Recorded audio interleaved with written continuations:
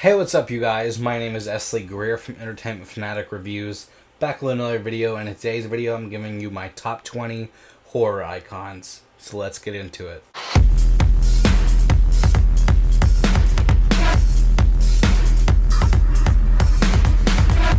So, coming in at number 20, we have Three Finger from the Wrong Turn franchise, the goofy, inbred hillbilly, the one that, is the only reason why I tend to watch any of the Wrong Turn films. He's really goofy, and like his look for being deformed and all that is just very iconic to me. It stuck with me ever since I was a kid, and so Wrong Turn is not that great of a franchise, but like I said, Three Finger is one of the only reasons why I'll even watch those movies in the first place. Coming in at number 19, we have Leatherface from the Texas Chainsaw Massacre franchise. I've only seen the original and remake. I have not seen any of the other films. I'm a fan of his character in the remake, not so much the original.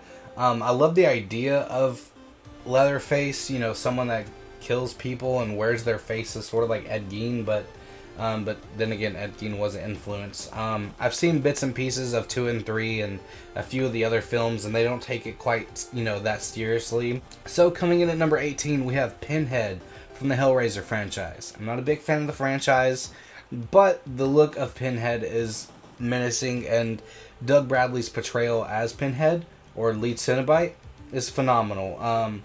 I wish that the Hellraiser films would have been a lot better, and there'd been a lot more to do with Pinhead, but I'm afraid we'll never see that happen. But I love the look of Pinhead, and I love the look of the other Cenobites, but they're not as iconic as Pinhead, and that's why I'm putting them in at number 18. So coming in at number 17, we have the Crypt Keeper from Tales from the Crypt.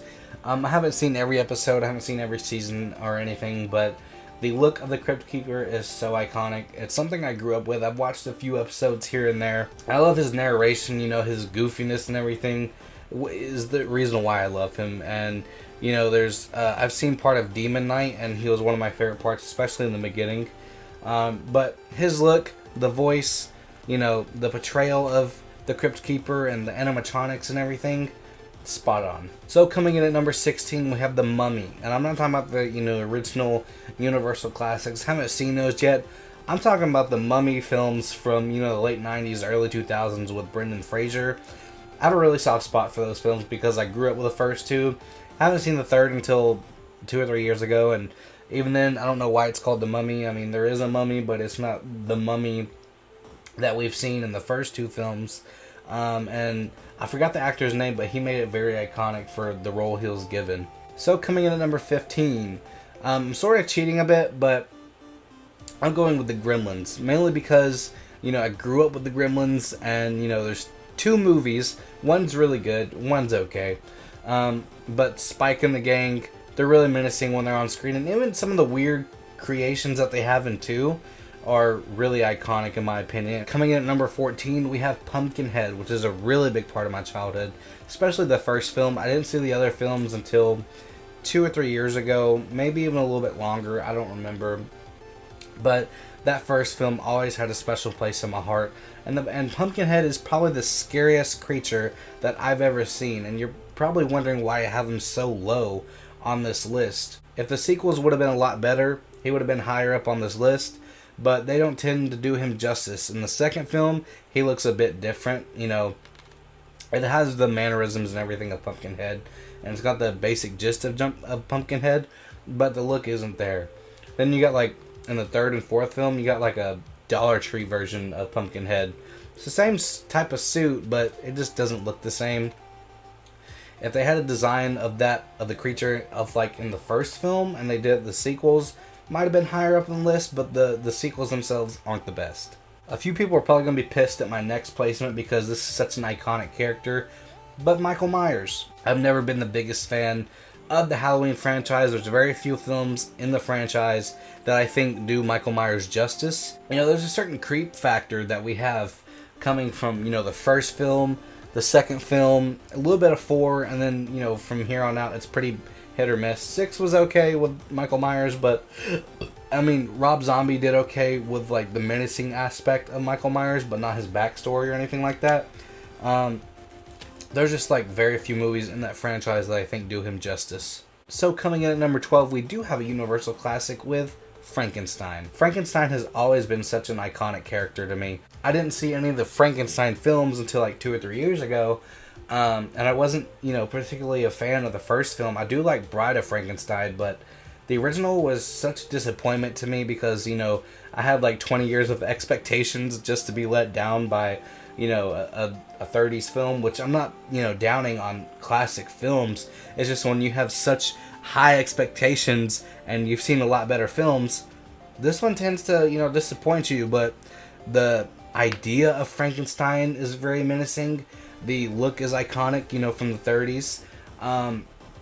And the way that Mary Shelley wrote him in the books always creeped me out as a kid. And so yeah, just the idea of Frankenstein is really cool. They do his character justice in those films. It's just a few other things surrounding that I'm not really a fan of. And but other than that, I am a big fan of Frankenstein.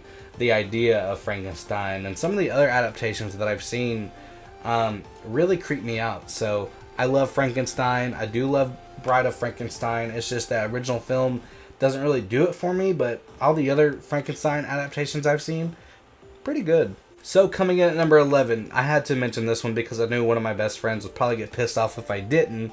But I do love this character, from the original miniseries, and then you have the last 2 movies come out last decade, that being Pennywise from It. And I do have a few Tiny Terror action figures up on my shelf. But yeah, Pennywise has always creeped me out. I grew up with a miniseries.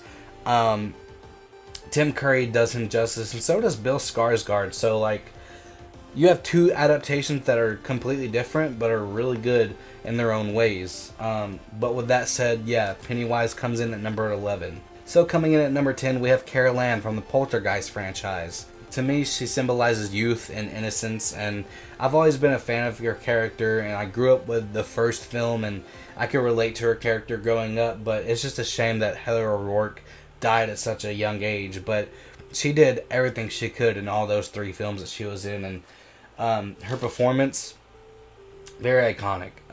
To me, it's more of the actress than it is the character, but I do love Carol Ann in those films, even though some of the characters do wear out her name. I just think she was gone too soon, and she could have been a great scream queen, growing up. And she was, with the 3 films that she's in, but I've always gravitated towards her because she sort of seemed like a little sister to me. So coming in at number 9, we have a clown that I like better than Pennywise. Yeah, I said it, even though I've only seen 1 film with his character in it, but that's besides the point. I'm talking Art the Clown from Terrifier and All Hallows Eve. I think that's what it was. I forgot. I haven't seen that. I know that's like the first interpretation of Art the Clown, but first time I watched Terrifier and saw some of the production stills and the pictures of Art, I'm like, dude, this is terrifying. And he's one of the only few characters here recently that got underneath my skin. And David Howard Thornton did such a great job with his performance, and some of the shit that goes on in that film, holy shit, dude. But yeah, Art the Clown, I've always gravitated towards him because, like I said, ever since I saw that first photo of him, oh my god, I was scared, dude. So coming in at number 8 is another Universal classic, and is my favorite Universal classic monster, that being the Gill-Man from the Creature from the Black Lagoon franchise. Just did a few collabs over on Jacob Martin's channel, so go make sure to check those out. We talked all 3 Creature from the Black Lagoon films. I'll be talking Shape of Water here sometime soon with Jacob on my channel, so look out for that. But anyways, sort of like, I forgot how to pronounce his name, but Guillermo del Toro. He's always been fascinated by that type of stuff, and so have I. We've discovered more terrifying things than the Gill-Man himself, so what's not to say that there's actually like a Gill-Man out there. But anyways, the look is iconic to me. The underwater shots in those films are fantastic. He's just very terrifying, and if I've seen something like that in the water next to me, I'd be terrified. But I have my own little story. If you guys want to... If you want me to talk about that, let me know. So coming in at number 7, we have Ash Williams from the Evil Dead franchise. I just love Bruce Campbell, and my introduction to Evil Dead was one of the video games for PS2, and I just loved Bruce Campbell's voice acting in that, and I loved him in, you know, the Spider-Man trilogy. But when I watched the original Evil Dead, which I'm not the biggest fan of that film, when I saw him in that, I'm like, that's not the Ash that I know. Then you watch the second one. As more movies go on, he becomes more of the Ash that we know and love. Because after the video game, I went and checked out Ash vs. Evil Dead and loved that. So, you know, going back and seeing the roots, wasn't the biggest fan, but like I said, as each film goes on, he just becomes the Ash that we all know and love. So coming in at number 6, we have Norman Bates from the Psycho franchise. We have a few actors that portray Norman Bates. We have Anthony Perkins and I believe Freddie Highmore. I forgot if that's his name, but both of them do great. I haven't seen the remake with Vince Vaughn. I don't know if there's any other adaptations of Norman Bates, but from Psycho and Psycho 2 and Psycho 3 and 4 and then Bates Motel, you know, that was a great TV series. Anthony Perkins gave it his all, and so did Freddie Highmore. They're both really great actors, and both of them are great in their own way. They do resemble one another very well because, you know, Norman Bates is this awkward type character that you wouldn't believe is a serial killer, but he has a few screws loose, and, you know, if I was stuck in a room with Norman Bates, I'd be terrified. So coming in at number 5 is Jack Torrance from The Shining. I'm only talking the Stanley Kubrick version from 1980 with Jack Nicholson. I love that film, and we all know that Jack Nicholson sort of has like this tough edge to him, so seeing his character development and transform throughout the film really terrified me the first time I ever watched it, and it's only gotten better with each rewatch. But Jack Nicholson is my favorite actor of all time, so that's probably why he's so high on this list. But his performance is is very iconic. They did dozens of takes for a lot of the scenes, and it really shows. And the insanity gets to him. It's really well done, and I just can't talk about his performance enough. So coming in at number 4, this might be a bit controversial because of the director involved, but we're talking The Creeper from the Jeepers Creepers franchise. I love the first film, the second film's okay, and the third one's just watchably bad, but it's always been the mystery surrounding the Creeper that has always fascinated me, and is the reason why I put him over Jack Torrance and a few other characters, because we know very little about the Creeper, and that's what makes him interesting to me. The sequels, I wish could have, you know, added on to that and tell us more about him. But we've never really got an answer other than he's ancient, but I could have already told you that after seeing the cathedral in the first film. But with Jeepers Creepers Reborn, I don't know if we should expect a backstory. We haven't got one for over 20 years now, so your guess is as best as mine, but like I said, it's just the mystery surrounding him. I know there's like graphic novels that sort of explain it, but I don't know if that's canon or not. But I'd like to read those sometime. But like I said, it's just the mystery surrounding his character is what really interests me into, you know, his character. So coming at number 3, we have Freddy Krueger from the Nightmare on Elm Street franchise. He's a pretty iconic character to a lot of people that know him worldwide. He gets you at your most vulnerable state, other than a shower. Sleep. Yeah, but some of the shit that goes down in some of these characters' dreams and what he does to them really terrified me and scares me at the same time, because I've had nightmares that seem so real, and if Freddy Krueger popped up, I would be scared shitless, and I would not want to know how he would kill me, because he can get pretty creative. So coming in at number 2 is Jason Voorhees from the Friday the 13th franchise. Him and my number 1 are 2 characters that I grew up with. So Jason Voorhees doesn't become the Jason Voorhees we know and love till part 3. I enjoy the first 2 films as well, but part 3 has such a soft spot in my heart. So does part 4 and a few others. It's a very, very simple look. He terrified me as a kid, and seeing all these other actors doing it and doing their own thing with the character is another thing that I'm a fan of, because we have everyone from C.J. Graham, Kane Hodder, Ken Herzinger, and a few others, Ted White. They all do really good with the roles that they were giving. Some not as good as others, but I just love the character of Jason Voorhees overall, and has always had a soft spot for him. So coming in at number 1, if you guys haven't guessed it already, and if you're new to the channel, then you probably don't know. But if you're not new, you probably do. So my number 1 is Chucky from the Child's Play franchise. Who else would you think would be number one? Has always been number one and always will be, to be honest. Child's Play was my very first horror film of all time. Some of you may know that, and some of you may know the story behind that as well. But I've always been interested in him, even when I wasn't allowed to watch him, or after the first time watching him. I've always been fascinated and terrified by his character.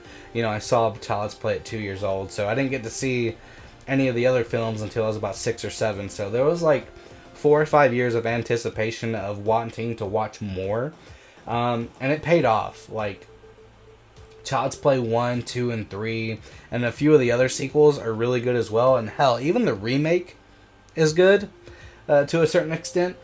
It's not the Chucky we all know and love, but I still find enjoyment in that film as well. But Brad Dourif, I fucking love Brad Dourif. And he's returning for the TV series, which I'm really excited for, which was the last video I did. I did a trailer reaction to that, and it looks really good. I have to say it looks really good, and it looks a lot better than Cult of Chucky, even though Cult of Chucky has slowly become one of my favorites. But that's besides the point. I've always gravitated towards Chucky and can never get enough. Like, if I had the money, this wall would probably be nothing but Chucky dolls. Which would probably be a little embarrassing. I don't know. If someone came in and be like, damn, look at all these dolls. He's weird. But I do have a Spencer's one down there. But I do want to get Trick or Treat Studios. And I think they just introduced the Child's Play 3 one, which I'm really excited for that. The NECA one, the NECA Bride of Chucky one, I was excited for. But after seeing recent pictures, I'm not excited. But that's beside the point. If there's anything Chucky related that comes out in the horror news or just into the world, I'm on top of that. Like, I gotta be there day one. Gotta watch it. You know, gotta support Dom Mancini and all his weird ideas. So yeah, I'm really excited for the TV series. And like I said, I just can't get enough. I'll probably be standing here for another 4 or 5 minutes repeating myself. So I'm gonna end it here. Let me know what your top 20 horror icons are. If you don't want to do 20, just give me your top 5. I'm pretty sure you could probably do that. If not, do your top 3. So with that said, I want to thank you guys so much for watching this video, and I'll see you guys in the next one.